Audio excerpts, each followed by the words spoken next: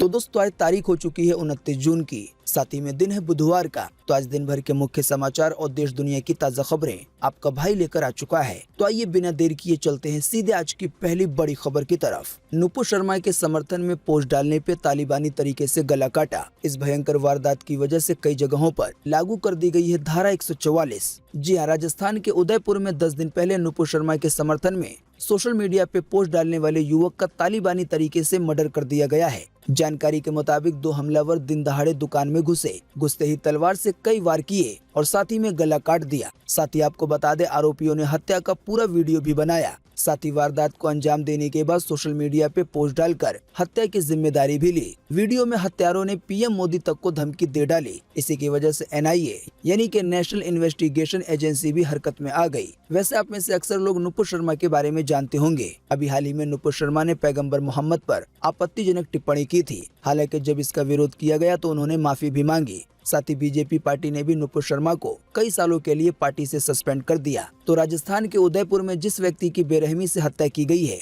वो एक कन्हैया नाम का टेलर था। जानकारी के मुताबिक उसने अभी 10 दिन पहले नुपुर शर्मा के समर्थन में सोशल मीडिया पे एक पोस्ट किया था और इसी की वजह से 2 हत्यारों ने बेरहम तरीके से उसकी हत्या कर दी। जाहिर बात है, इसी की वजह से पूरे इलाके में तनाव बढ़ गया है। हिंसा या किसी तरह की घटना और ज्यादा ना बढ़े, इसका ध्यान रखते हुए उदयपुर के 7 थाना क्षेत्रों में कर्फ्यू लगा दिया गया है। साथ ही पूरे राजस्थान में धारा 144 लागू कर दी गई है। इसके अलावा कई बाजारों को बंद करवा दिया गया है। साथ ही राजस्थान के कई हिस्सों में इंटरनेट की सर्विस भी बंद कर दी गई है। साथ ही हालात काबू में रहे, इसकी वजह से भारी पुलिस बल की तैनाती कर दी गई है। इस मामले पे राजस्थान के मुख्यमंत्री यानी कि अशोक गहलोत ने उदयपुर की घटना की निंदा की है। साथ ही लोगों से ये अपील की है कि वो शांति बनाए रखें, दोषियों को बख्शा नहीं जाएगा। साथ ही आपको बता दें, इस पूरी घटना पर असदुद्दीन ओवैसी का भी बयान आया है और उन्होंने भी आरोपियों के खिलाफ सख्त से सख्त कार्रवाई की मांग की है। जिन 2 हत्यारों ने कन्हैया नाम के टेलर की हत्या की उनके नाम गोश मोहम्मद और रियाज है। जानकारी के मुताबिक इन्हें गिरफ्तार भी कर लिया गया है। देखें इसकी ज्यादा जानकारी अगली खबर में। नुपुर शर्मा समर्थक दर्जी की हत्या पर ओवैसी का आया बयान, आरोपियों के लिए कही ये बात।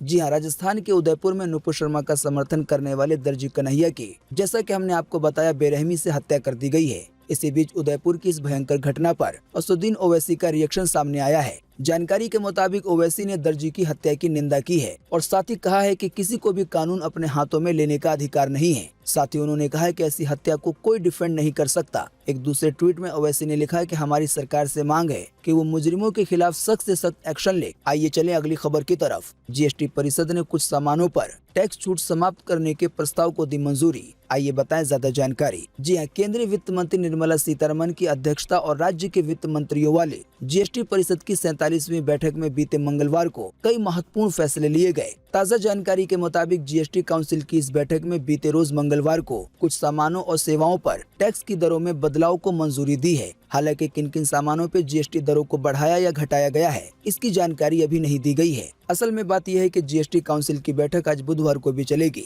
तो उम्मीद है आज बैठक की पूरी कार्रवाई होने के बाद कौन से सामान पे जीएसटी टैक्स को कितना बढ़ाया या घटाया गया है, इसकी जानकारी मिल सकेगी। जाहिर बात है, जिन सामानों पे जीएसटी टैक्स को बढ़ाया जाएगा तो आने वाले दिनों में वो सामान या सेवाएं महंगी हो सकती हैं। आइए चलें अगली खबर की तरफ। अगले महीने यानी 1 जुलाई से प्लास्टिक के 19 सामानों पे लगेगा प्रतिबंध। नियम का उल्लंघन करने पे जुर्माना समेत हो सकती है जेल। जी हाँ, केंद्रीय पर्यावरण मंत्री भूपेंद्र यादव ने कहा है कि सरकार ने उद्योग जगत और आम जनता को एकल उपयोग वाले प्लास्टिक यानी कि सिंगल यूज प्लास्टिक के उत्पादों पर पाबंदी की तैयारी के लिए पर्याप्त समय दिया है। तो इसी की वजह से उन्हें उम्मीद है कि आने वाले 1 जुलाई से इसे लागू करने में देश की जनता और कंपनियां उनका सहयोग करेंगी। साथ ही पर्यावरण मंत्रालय के अधिकारियों ने कहा है कि पर्यावरण संरक्षण अधिनियम ईपीए के तहत 19 ऐसी चीजों को बैन किया गया है जिनमें सिंगल यूज प्लास्टिक का इस्तेमाल होता है। दोस्तों, असल में बात यह है कि जो सिंगल यूज प्लास्टिक होते हैं वो अपने नाम की तरह केवल एक बार इस्तेमाल हो पाते हैं, यानी कि इनको दोबारा रिसाइकल नहीं किया जाता। इसी की वजह से ये वातावरण में बहुत ज्यादा पोल्यूशन फैलाते हैं। इसी की वजह से भारत सरकार ने काफी समय पहले ये फैसला लिया कि सिंगल यूज प्लास्टिक को बैन कर दिया जाएगा। काफी दिनों से इसकी बातचीत चल रही थी और अब फाइनली ये तय हो गया है कि आने वाले 1 जुलाई 2022 से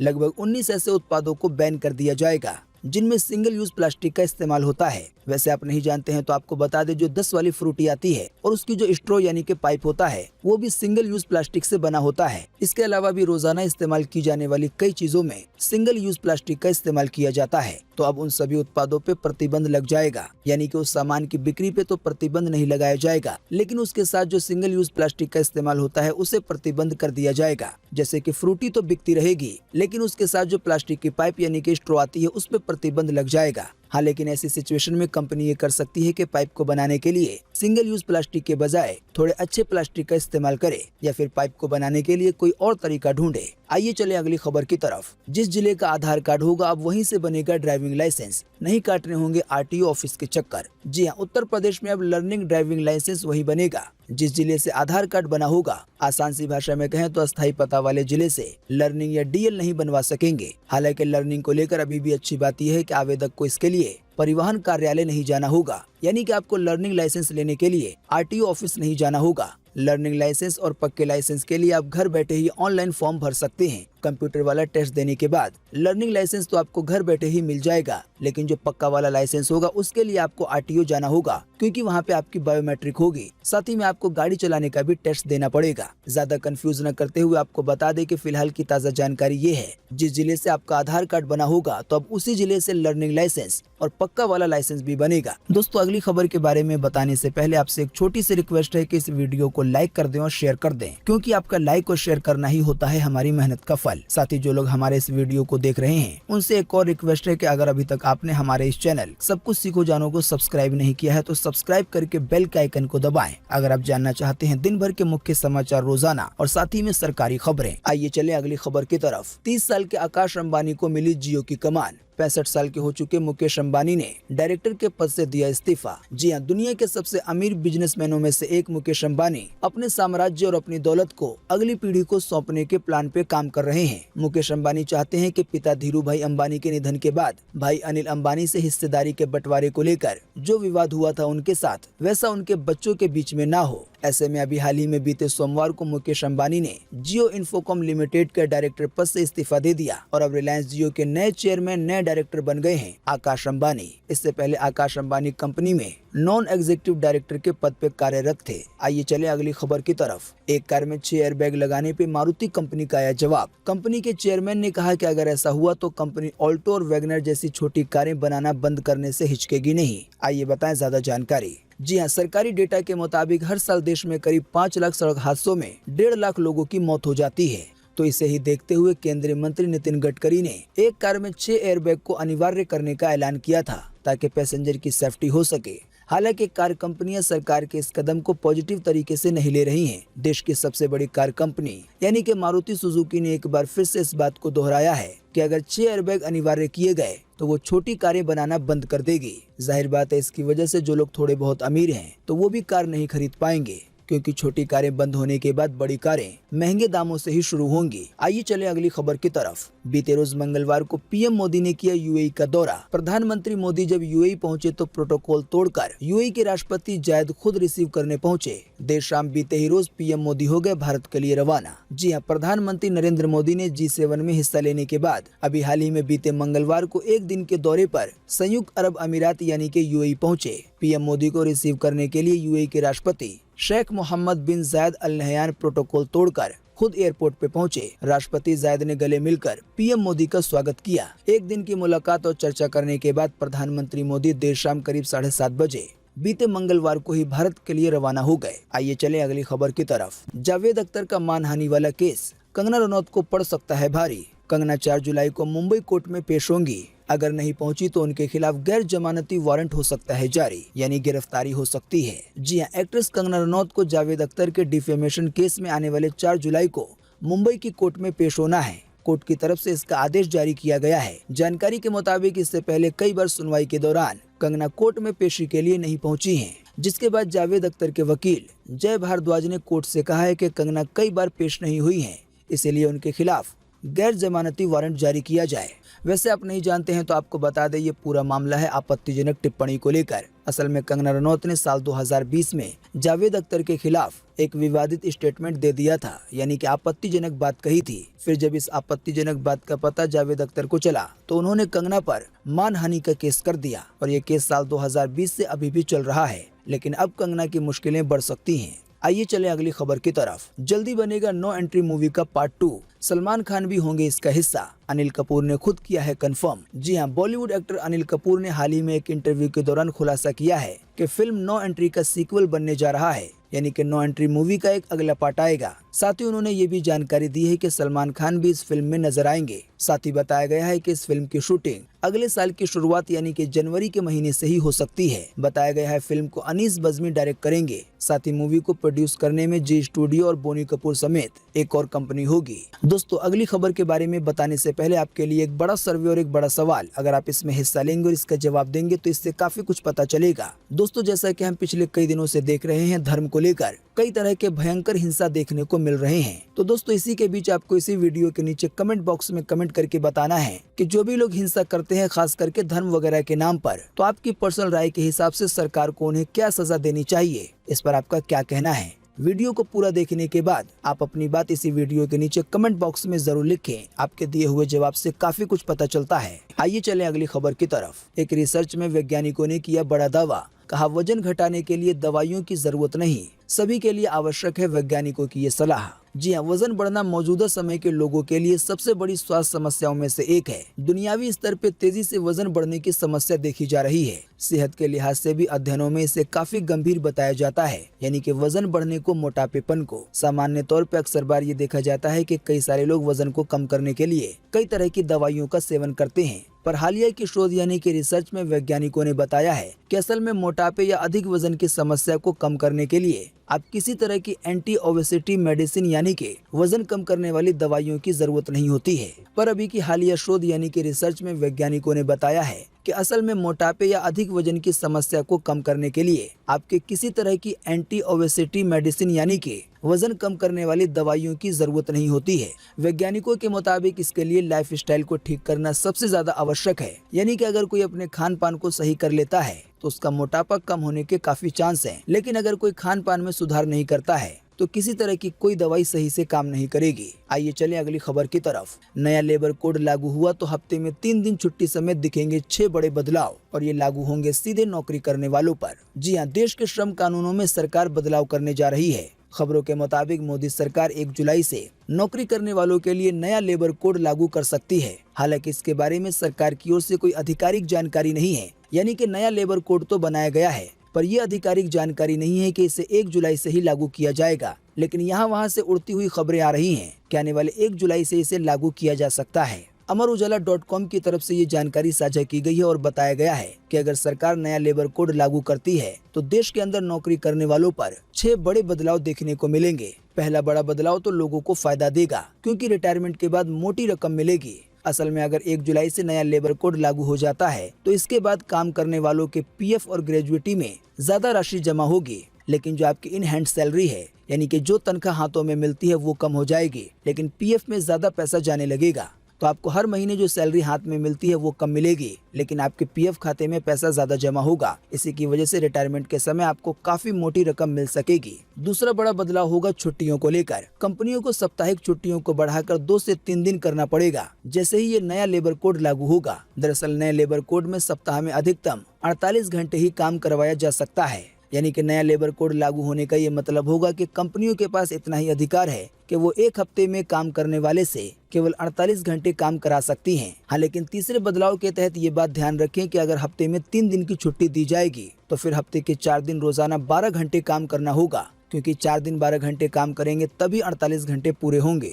आसान सी भाषा में कहें तो हफ्ते में 48 घंटे काम करना होगा। इसके अलावा चौथा बदलाव होगा फाइनल सेटलमेंट को लेकर। नए लेबर कोड के लागू होने पर नौकरी छोड़ने पर 2 दिनों में कंपनियों को कर्मचारियों का फुल सेटलमेंट करना पड़ेगा। नौकरी छोड़ने के 2 दिनों के भीतर ही कर्मी को उसका पूरा पैसा मिल जाएगा। वर्तमान में यानी कि अभी इस प्रक्रिया को होने में 1 से 2 महीने का समय लग जाता है। 5वें बड़े बदलाव में उसी की जानकारी दी गई है कि जो आपकी इन हैंड सैलरी है यानी कि हाथों में आने वाली तनख्वाह वो कम हो जाएगी, लेकिन पीएफ अकाउंट में ज्यादा पैसा जाने लगेगा। छठा बड़ा बदलाव होगा गिग वर्कर्स को लेकर। नए लेबर कोड में 4 तरह के प्रावधान हैं। इनमें मजदूरी, सामाजिक सुरक्षा, व्यापारिक संबंध और ऑक्यूपेशनल सेफ्टी से जुड़े प्रावधान हैं। इनके लागू होने से वर्तमान श्रम कानूनों की विसंगतियां दूर होंगी। इसमें श्रमिकों को फायदा मिलेगा। आइए चले अगली खबर की तरफ। केवल 6 दिन के अंदर दी गई उम्र कैद की सजा। अक्सर 14 साल की बेटी से दुष्कर्म करता था बाप। मेडिकल रिपोर्ट आने के बाद घर वालों के उड़े होश। जी हां, उत्तर प्रदेश के अमरोहा में अपर जिला एवं सत्र न्यायाधीश विशेष यानी कि पॉक्सो एक्ट प्रथम अवधेश कुमार की अदालत ने एक ऐतिहासिक फैसला सुनाया। नाबालिग बेटी से दुष्कर्म के आरोपी पिता को केवल 6 दिन की कार्रवाई के बाद उम्र कैद की सजा सुना दी गई। साथ ही 53,000 रुपए का जुर्माना लगाया गया। फिलहाल पीड़िता बेटी 7 महीने की गर्भवती है। जानकारी के मुताबिक ये घटना उत्तर प्रदेश के अमरोहा के डिडौली कोतावली क्षेत्र के एक गांव की है। आइए चले अगली खबर की तरफ। बीते रोज एक बार फिर से मिले 11,000 से ज्यादा नए मामले कोरोना वायरस के। इसी दौरान गई 27 लोगों की जान। जी हां, बीते रोज एक बार फिर से 11,000 से ज्यादा नए मरीज मिले हैं कोरोना वायरस के। इन नए मामलों के मिलने के बाद अब अपने देश में एक्टिव मरीजों की संख्या 96,700 हो गई है। यानी कि देश भर में अब कोरोना के मरीज इतने सारे हो गए हैं। इन एक्टिव मरीजों में अभी हाल ही में पिछले 24 घंटे के दौरान 2200 से ज्यादा नए मामलों की भी बढ़ोतरी हुई है। साथ ही जैसा कि हमने आपको बताया 27 लोगों की फिर जान गई है कोरोना के कारण 24 घंटे में। हाँ, लेकिन अच्छी बात ये रही कि इसी दौरान 9,000 से ज्यादा लोग ठीक भी हुए हैं। आइए चले अगली खबर की तरफ। असम में सामान्य से 125% हुई ज्यादा बारिश। असम के नलबाड़ी में 2 मंजिला बिल्डिंग कुछ सेकंड में गिरकर तबाह हो गई। इसका एक वीडियो सोशल मीडिया पे वायरल हो रहा है, जिसकी एक छोटी सी झलक आप अपनी स्क्रीन पर देख सकते हैं। जी हां, असम में बाढ़ तबाही लेकर आई है। 10 दिनों में अब तक करीब 135 लोगों की मौत हो चुकी है। साथ ही असम में बाढ़ आने की वजह से लाखों लोग प्रभावित हैं। उनको अपना घर बार छोड़कर शिविरों में या फिर हाईवे पे टेंट लगाकर भूखे प्यासे रहना पड़ रहा है। हर दिन मकान डूबने, गाड़ियों के बह जाने और लोगों के फंसे होने की तस्वीरें आ रही हैं। फिलहाल की ताज़ा जानकारी के मुताबिक अभी हाल ही में बीते मंगलवार को नलबाड़ी जिले में 2 मंजिला की एक बिल्डिंग पानी के तेज बहाव में कुछ ही सेकंड के अंदर बह गई। जानकारी के मुताबिक ये पुलिस स्टेशन की बिल्डिंग थी, जिसे पहले ही खाली करा लिया गया था। देखिए असम को लेकर एक और जानकारी अगली खबर में। असम बाढ़ पीड़ितों के लिए आमिर खान ने बढ़ाया मदद का हाथ। असम के मुख्यमंत्री हिमंत बिस्वा शर्मा ने जताया आभार।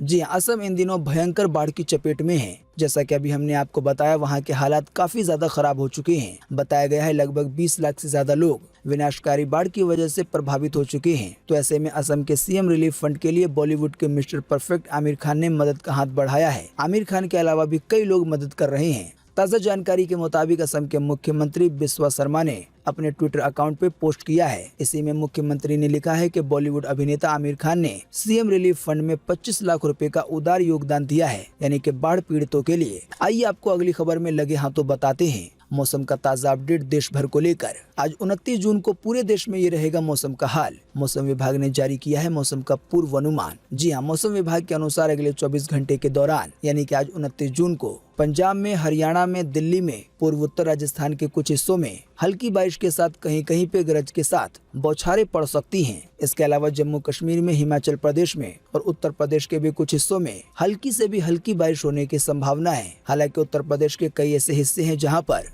हल्की से तेज यानी कि मध्यम बारिश भी आज हो सकती है। इसके अलावा भी उड़ीसा में, तटीय आंध्र प्रदेश में, केरल में, लक्षद्वीप में और मध्य प्रदेश में, साथ ही उत्तराखंड में भी हल्की से मध्यम बारिश की संभावना है। इसके अलावा भी उप हिमालय पश्चिम बंगाल में, सिक्किम में, असम में, मेघालय में, अरुणाचल प्रदेश में, कोंकण में, गोवा में, तटीय कर्नाटका में, दक्षिणी और पश्चिमी मध्य प्रदेश के कुछ हिस्सों में, गुजरात के भी कुछ हिस्सों में, साथ ही उत्तरी मध्य महाराष्ट्र में, मराठवाड़ा में, विदर्भ में हल्की से मध्यम बारिश की संभावना है। तेलंगाना, छत्तीसगढ़ और अंडमान निकोबार द्वीप समूह में भी 1-2 स्थानों पे ये बारिश हो सकती है। आइए चलें अगली खबर की तरफ। हिमाचल प्रदेश में इस दिन घोषित होगा 10वीं की परीक्षा का परिणाम। आइए बताएं ज्यादा जानकारी। जी हाँ, हिमाचल प्रदेश स्कूल शिक्षा बोर्ड का 10वीं कक्षा का परिणाम इस बार टर्म 1 और टर्म 2 प्रणाली के तहत लेट हुआ है। हिमाचल प्रदेश स्कूल शिक्षा बोर्ड का प्रयास था कि 10वीं कक्षा के परीक्षा परिणाम को 24 जून तक घोषित कर दिया जाए, लेकिन तमाम कोशिशों के बावजूद रिजल्ट तैयार नहीं हो सका। असल में दोनों टर्मों के अंकों को मिलान करने में समय लग रहा है, पर अब जो फिलहाल ताज़ा जानकारी आई है उसके मुताबिक हिमाचल प्रदेश स्कूल शिक्षा बोर्ड के 10वीं का परिणाम आज 29 जून को सुबह 11 बजे जारी कर दिया जाएगा। हिमाचल बोर्ड की जो ऑफिशियल वेबसाइट है, छात्र उसके जरिए अपने रिजल्ट देख सकेंगे। आइए चलें अगली खबर की तरफ। मोहम्मद जुबैर को 4 दिन की पुलिस रिमांड पे भेजा गया। आइए बताएं अधिक जानकारी। जी हाँ, ऑल्ट न्यूज के सह संस्थापक मोहम्मद जुबैर को दिल्ली पुलिस ने बीते मंगलवार को पटियाला हाउस कोर्ट में पेश किया। जुबैर को सोमवार रात गिरफ्तार किया गया था। दिल्ली पुलिस ने मोहम्मद जुबैर की 5 दिन की और रिमांड मांगी थी। हालांकि न्यायालय ने केवल 4 दिन की रिमांड की परमिशन दी है। असल में मोहम्मद जुबैर पर सांप्रदायिक सौहार्द बिगाड़ने वाले ट्वीट करने के आरोप है। साथ ही अभी हाल ही में जो नुपुर शर्मा का मामला चल रहा था, उस समय भी नुपुर शर्मा के खिलाफ कैंपेन चलाने और जो धार्मिक भावनाएं हैं उनको भड़काने का आरोप है। आइए चलें अगली खबर की तरफ। ओएनजीसी का हेलीकॉप्टर समुद्र में गिरा, 4 लोगों की हुई मौत। हालांकि जवानों ने 5 लोगों को बचाया। जी हां, मुंबई में तेल और प्राकृतिक गैस निगम यानी कि ओएनजीसी के हेलीकॉप्टर की बीते मंगलवार को तकनीकी खराबी के चलते अरब सागर में ही इमरजेंसी लैंडिंग करानी पड़ी। पवन हंस कंपनी के इस हेलीकॉप्टर में 2 पायलट समेत 9 लोग सवार थे। हादसे में 5 लोगों को रेस्क्यू करके बचा लिया गया, जबकि 4 लोगों की मौत हो गई। जानकारी के मुताबिक हादसा मुंबई के तट से 50 समुद्री मील दूर अरब सागर में हुआ। आइए चलें अगली खबर की तरफ। मेटा ने लॉन्च किया मेटा पे, मेटावर्स में भी कर सकेंगे पेमेंट। जी हां, मेटा यानी कि फेसबुक मेटावर्स और वेब3 को लेकर लगातार काम कर रहा है। ताज़ा जानकारी के मुताबिक मेटा ने अब अपना वॉलेट लॉन्च किया है, जो कि एक यूनिवर्सल पेमेंट मोड है। मेटा के मुताबिक पेमेंट सिस्टम का नाम मेटा पे है, जिसके जरिए मेटावर्स के अलावा साधारण पेमेंट भी इसके जरिए कर सकेंगे। यानी कि फेसबुक की तरफ से जो एक मेटावर्स बनाया जा रहा है, एक वर्चुअल दुनिया, जहां पे आप असली दुनिया की तरह लगभग सभी तरह के काम कर सकेंगे। तो उस कंप्यूटर की दुनिया में आप इसके जरिए यानी कि मेटा पे के जरिए खरीद वगैरह कर पाएंगे। साथ ही मेटा पे की ये खासियत है कि आप इसको असली दुनिया में भी साधारण तरीके से इस्तेमाल कर सकेंगे। बताया गया है ये मेटा पे फेसबुक पे का ही नया अवतार है। आइए चलें अगली खबर की तरफ। वॉक्सवैगन ने पेश की नई इलेक्ट्रिक कॉन्सेप्ट कार, एक बार चार्ज होने के बाद चलेगी 620 किलोमीटर। जी हां, जर्मनी की दिग्गज वाहन निर्माता कंपनी यानी कि वॉक्सवैगन ने एक कॉन्सेप्ट कार पेश की है। यानी कि अभी ये कार बनी नहीं है, बस इसका कॉन्सेप्ट सोचा गया है। हालांकि आने वाले दिनों में ये कार आ सकती है। इस कॉन्सेप्ट कार के बारे में बताया गया है कि ये फुल चार्ज होने के बाद 620 किलोमीटर तक का सफर कर सकेगी। तो दोस्तों, आज 29 जून 2022 की यही मुख्य समाचार और बड़ी खबरें थी। उम्मीद करते हैं इससे आपको काफी कुछ जानकारी मिली होगी। हम बस इसके बदले में आपसे इतना ही चाहते हैं कि आप इस वीडियो को लाइक कर दें और शेयर कर दें, क्योंकि आपका लाइक और शेयर करना ही होता है हमारी मेहनत का फल। वीडियो देखने के लिए आपका बहुत बहुत धन्यवाद। Thanks for watching.